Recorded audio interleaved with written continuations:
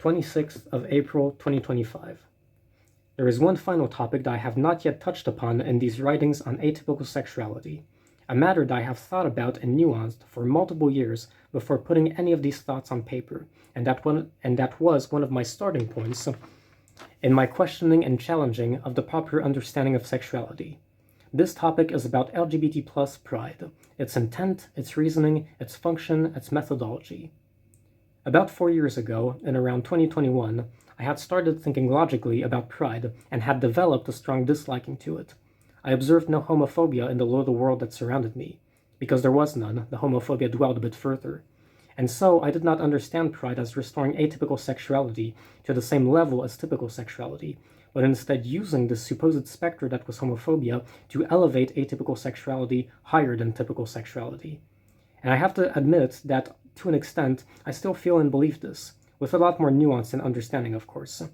But with a title such as Pride, I do find it very difficult not to maintain a distaste for it. I do not approve of pride, lower p. I generally see it as a negative, and even earned pride must be moderated. But I certainly do not believe that pride should be had if not earned. I believe that it must be the result of work and effort. Being proud of something that was not earned, let's say for example the country you are a citizen of, would in this case just be a backwards and subtle way of expressing racism, as I observe it. I do not like pride. The worst people I have ever met in my life were always the proudest. So first we should ask the following question: is pride, capital P, earned or not? Because you can certainly argue that it is, and even more poetically, that fighting to make atypical sexuality something to be proud of is in itself a manifestation to be proud of. It is very beautiful. But then, once atypical sexuality is accepted and the fight needs not be fought, is there any more merit to the pride? If no one is homophobic, pride does not elevate atypical sexuality to the same ground as typical sexuality, but it elevates it beyond, and the very merit for allowing to do so is no longer present. This is very specifically the arguments I was already giving 4 years ago. I was expressing that pride should exist, but only for a short time, until homophobia was sufficiently reduced, after which pride should no longer be expressed, as it would neither be merited nor be restoring balance, but in fact disrupting balance anew. This is not how the popular opinion conceives of pride. They understand it as something to be perpetuated indefinitely. This I still disapprove of. The matter in which my opinion evolved was that even 4 years ago, I thought of homophobia a thing of the past, and thus that pride was already disrupting equality instead of restoring it. I have since then left my little mountain town and learned a whole lot more of the world, and I can see that in our year of 2025, pride is still usefully restoring a balance. I'm not opposed to gay pride, I am opposed to the perpetuation of gay pride. But it is true that to some extent I disapproved of it even without the notion of perpetuation. I understood it as the following. Being proud of being gay was like being proud of being left-handed. Sure, in the Middle Ages and modern era, you might be called a witch or wizard for such a trait, or even in the most extremes be burned to the stake in times of tension, yet obviously far less than one might think. Homosexuality has always existed and has always been at least vaguely understood. But that is no longer the way the world is. Being proud of being left-handed is just absolutely ridiculous. It serves no function, it restores no equality, it just manifests its difference as a difference even more explicitly. This last point is the reason why all of this came back to mind, and I thought it worthy to write this down. An interesting thought emerged that relit my disapproval towards gay pride. I imagined a public statue in the streets of the city I live in, a statue that portrayed a loving couple, a man and a man. But then I thought of the reception of the statue and the message it was understood to express. Its message should be the simple and pure expression of romantic love. But because of the social climate that has been built up by gay pride, it would instead be understood as a message petitioning for the acceptance of atypical sexuality, petitioning for pride.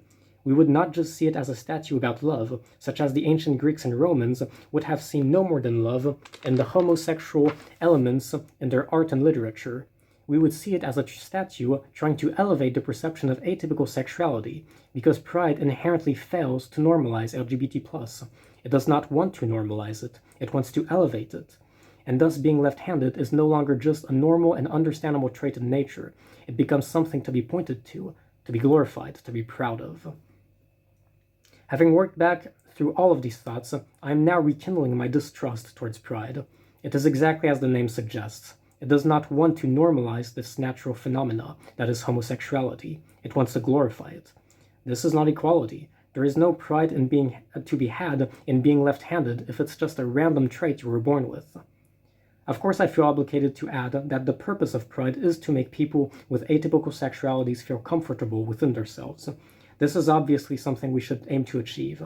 But the conclusion I want to leave on is that normalizing an atypical trait is generally better than choosing to be proud of it. It is healthier and it is wiser. Think of autism, for example. The large majority of people in the spectrum are not and do not want to be proud of it. They want it to be socially normalized. They want a normal life. Pride does not normalize. 27th of April, 2025. The two-statue thought experiment truly is a good illustrator. People of the older generations would not think, when seeing a statue of two loving males, ah, here's a statue of the simple pleasure and purity of romantic love. But instead most will think, here's another one of those Pride things. So I can say with confidence that Pride fails to normalize because we see here that it already actively did fail to normalize. When reading in the Iliad the intense emotions that Achilles feels for Patroclus, when reading in stories of the Argonauts the love between Heracles and Hylas, when seeing ancient or Baroque art of the love from Zeus to Ganymedes, such as in the 475 BC statue from Olympia, or in Rubens' 1638 Rape of Ganymedes, when reading or seeing art of the love between Apollo and Jacinthus, such as in Jean Broc's 1801 neoclassical painting La Mort d'Hyacinthe. When reading probably anything Sappho of Lesbos ever wrote, no one would think of these works of art and literature as being petitions to modify a social dogma. We only understand love, or more so desire in Zeus's case, since that is the only thing to understand here. All of these works succeed in normalizing homosexuality, and they can only do so by renouncing to express pride, because pride expresses the difference as a difference, which inherently makes it impossible to normalize. Even in human eras where homosexuality was condemned by religion, such as in the modern era, people still saw in Rubens and Jean Broc's homoromantic art no more than a perfectly understandable state of love, whereas in any contemporary art, very often we would see in popular homoromantic art an expression of petition for change from one dogma to another. And this very specifically is because of the social climate that gay pride has constructed. It is not just that pride fails to normalize, it is that it already has failed to normalize. It expresses its difference as a difference. And also may I add the meaninglessness of pride for an unchosen trait. You were born left-handed, so what? That doesn't do anything for you, now does it? Of course, every time I express such a mean remark, I feel obligated to nuance it by saying, yes, the point of pride is to make marginalized people feel comfortable within themselves, and yes, it arguably succeeded in doing so. But then here's the thing, right? You can only feel pride if it's a fight. You can only feel pride because of, and thus thanks to, homophobia. This is not a healthy dynamic.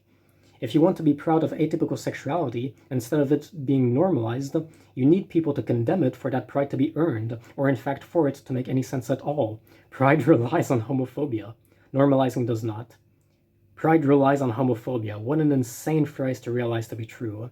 It is very specifically because I disapprove of homophobia that I disapprove of gay pride. I believe that atypical sexuality should be normalized, in a large part because it happens to be normal. It is a recurrent natural trait. What a difficult thing this would be to express to people. I disapprove of pride because I disapprove of homophobia. It sounds oxymoronic, and yet it makes a lot of sense. Pride fails to normalize, and pride only makes sense in the context of homophobia. And thus, here's the choice. You can either be proud of atypical sexuality and approve of homophobia, or you can renounce the pride and present atypical sexuality as normal, and thus disapprove of homophobia. To approve of pride for atypical sexuality is to approve of homophobia, because without homophobia, there would be no fight to be fought. There would be nothing to be proud of. 28th of April, 2025. Of course, the necessary next question is, would have atypical sexualities been more normalized if pride had not existed? And the most likely answer is no, or more specifically that it would have been a much slower process. I am 24 years old. When I was young, being called gay was considered an insult, and it has been so for every generation before mine, even as far back to the Greeks and Romans, where it wasn't specifically the attraction to other males that was shameful, but specifically having the role of a woman, sexually and above anything socially. Even only 10 years ago, when I was a teenager, there was still a decent amount of homophobia, so if Pride is so strong a movement, it is because it was an equal pushback to the rejection of it.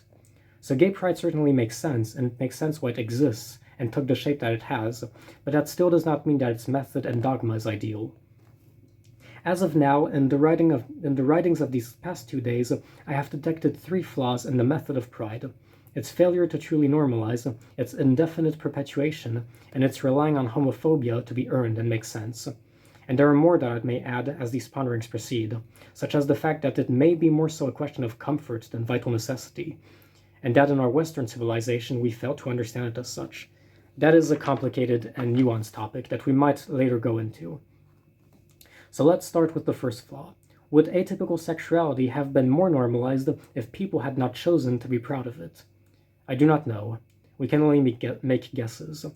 As I have stated, it would have been a much slower process, but at the end of it, atypical sexuality would certainly have been normal instead of special as it now stands.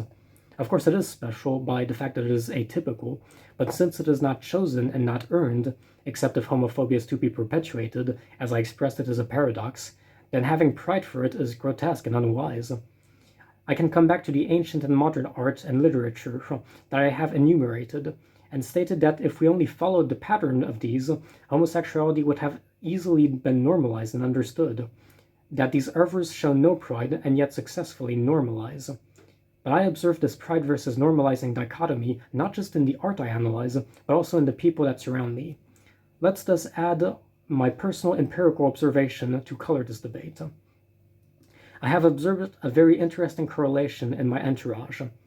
I study in the humanities and social sciences, and the people with atypical sexualities in my life that are not academics have expressed pride, while my many queer friends that study with me in the humanities do not.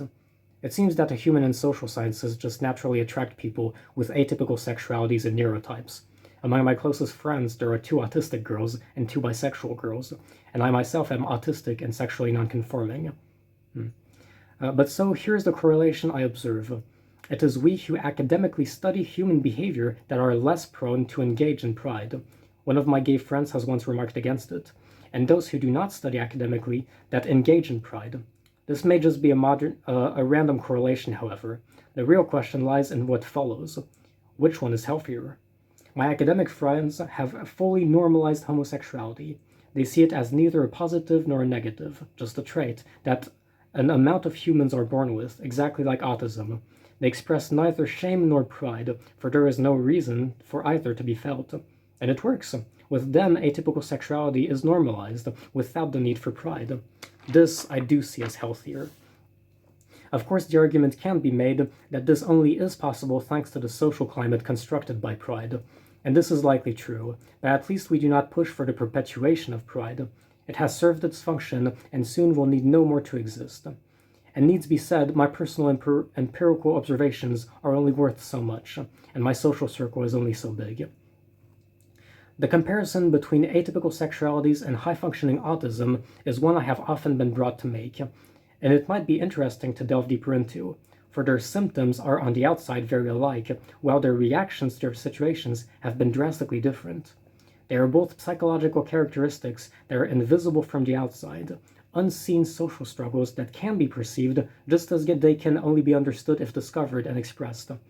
Except, and of course I say this with inevitable bias, I truly understand high-functioning autism to be a much more complicated matter, since it is not just a social one. It can affect every detail of one's life. But the reactions to the situation is what I want to observe, rather than the situation itself. 4 years ago, when I was developing my distaste for pride and pondering on a comparison to autism, I had the following thoughts. No autistic person would feel or want to feel pride for being autistic, or even want to be autistic at all. They would only want it to be normalized, to be socially understood, to have a somewhat normal life.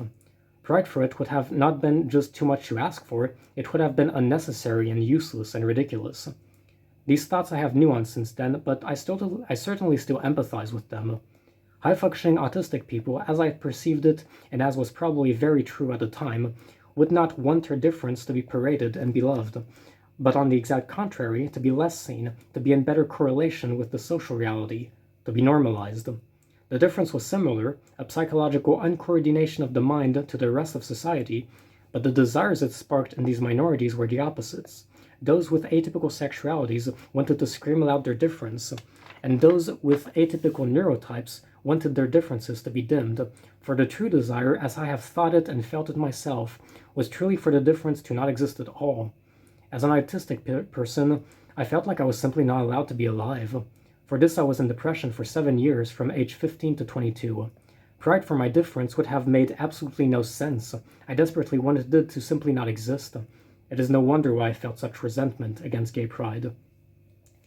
I had heard of other autistic people who expressed the same resentment, and now the logic to it is perfectly clear to me. We both suffered more and demanded less, and still did not receive the simple understanding we demanded.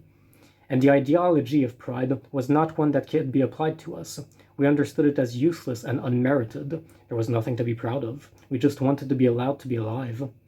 And so we arrived to this fourth flaw with pride, the fact that fundamentally it is a matter of comfort rather than vital necessity. To live without a partner or to never go through a gender transition is hurtful, but it is not a matter of life or death. Pleasure beyond human necessity is comfort, and in the Western world we continuously forget that. I'm little by little remembering all of the complaints I had about gay pride. Here is one that I suddenly remembered, a flaw that I had spent a lot of time thinking about. The fact that in our society, minorities are only accepted when they are petitioned and manifested for. A few generations ago, it was the fight for women's rights, then the fight for the rights and acceptance of groups of ethnical minorities. And in my generation, it's a fight for the acceptance of atypical sexualities. This is how we function. It is always a fight, a manifestation that happens in loud and in color. And through this method, we have accepted social minorities, one by one, to the rhythm that they fought. But so, what about the social minorities that cannot fight, or do not want to, such as, again, autistic people, or other social minorities that would rather not be proud or express what makes them socially different? This is a terrible method, to accept minorities only when they fight, and if they can fight. This too was a reason for my resentment against gay pride. Wouldn't it be better if we all tried to accept, or at the least understand, every social minority that exists, instead of waiting for them to scream about it? Because some cannot scream. To give an example other than autism, people with Tourette syndrome would also very much not want to be proud of their difference, or to publicly manifest about it, while still desperately wanting it to be socially understood and accepted. The concept of public manifestation for change is just terribly flawed, and I hate that we rely on it and continuously perpetuate this method for change. On every single one of these flaws of gay pride, its failure to normalize, its dependence on homophobia to be earned, its unnecessary perpetuation, the problematic methodology of pushing for change through manifestations, and the fact that it leans more so on the side of comfort than vital necessity, are all topics that I could delve deeper into and write dozens more pages on for each. But I am tired and annoyed, and so this last is the only I will elaborate on. We do not understand the amount of comfort we live in. We truly do not. Fighting for women and non-Caucasian people to have the same amount of rights as white men was an essential. Being allowed to romantically be in a relation with someone you're attracted to, or even to be in a relation at all, is far less essential. It is comfort, and it is very far from being the most important thing to fight for in the world. Thinking that the acceptance for homosexuality in, for example, the Near East is worthy to be fought can only be conceived in a total lack of understanding of the vital essentials that need be fought first, such as very merely giving rights to women or allowing for freedom of faith. In our Western world, we so often forget that other countries do not live in our extravagant comfort, and we fail to readjust our priorities. Let them eat cake, we say, as they starve from lack of bread. Pride is flawed. It has done a lot of good, but it is our duty now to acknowledge its flaws.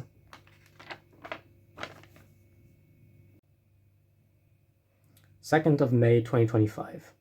Gay pride is strange as a concept. It is of neither critical thinking or of empathy, but of the passing from one dogma to another.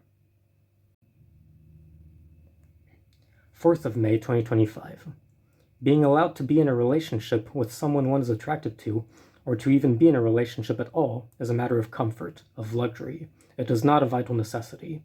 The luxury is worthy of being asked for, because in the Western world we live in luxury, but always we must remember it as a luxury, and that many and many are the fights more important to be fought.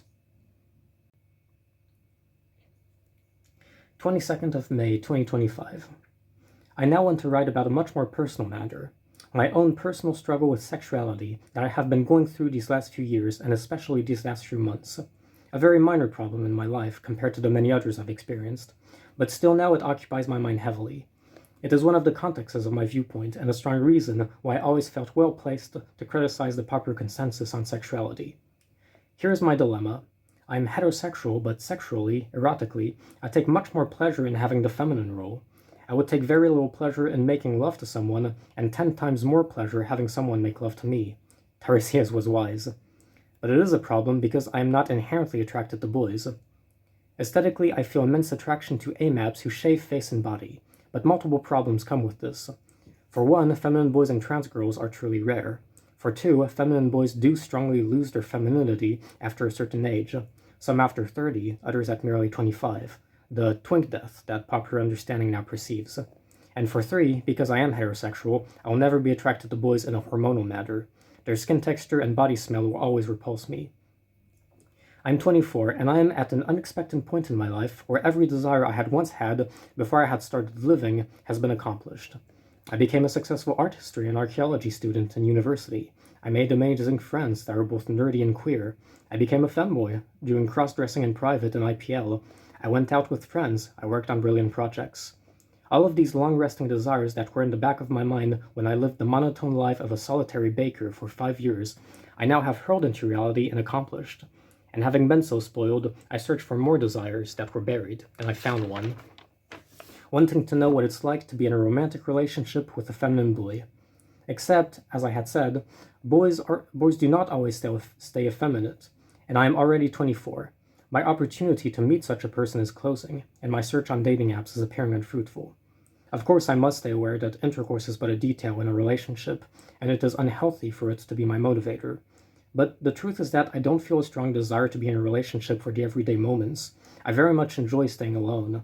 And so, in truth, sex has been my motivator, and thus the reason why I have been searching for a boy instead of settling with a girl. I'm aware that this is not a great drive, but it's a curiosity I really wanted to fulfill, and the window in which I could is now closing. I am greatly attracted to my own body, and I wanted to have an experience with someone as pretty as I am, before I myself become older and lose the femininity my body possesses. But no one can I find, and this strange dilemma has installed me a fear I had never had before, the fear of growing older. 26th of May, 2025. I think that the United States is actually incredibly dogmatic, and that this is the reason for which the culture of gay pride has grown. It is not enough that homosexuality is a logical natural phenomenon. A dogmatic people do not abide to logic, but to the accepted truth, whether it be true or not. For homosexuality to be accepted, its dogma must be constructed, propagated, and maintained. It is a superstitious and dogmatic country that cares more for what is socially accepted as truth, rather than the indefinite pursuit of reasoning. This explains both why religion is so prevalent in that country, and why homosexuality can only be accepted by becoming part of the social common consensus, even if its logic had stood on its own since the beginning. The United States functions and relies on dogma. It is a shame that in Europe we live under such immense cultural influence to the States, and that pride has grown here also. Hope I would have had that we could have understood and integrated atypical sexualities as a logical phenomenon without creating for them superfluous dogmatic social standings.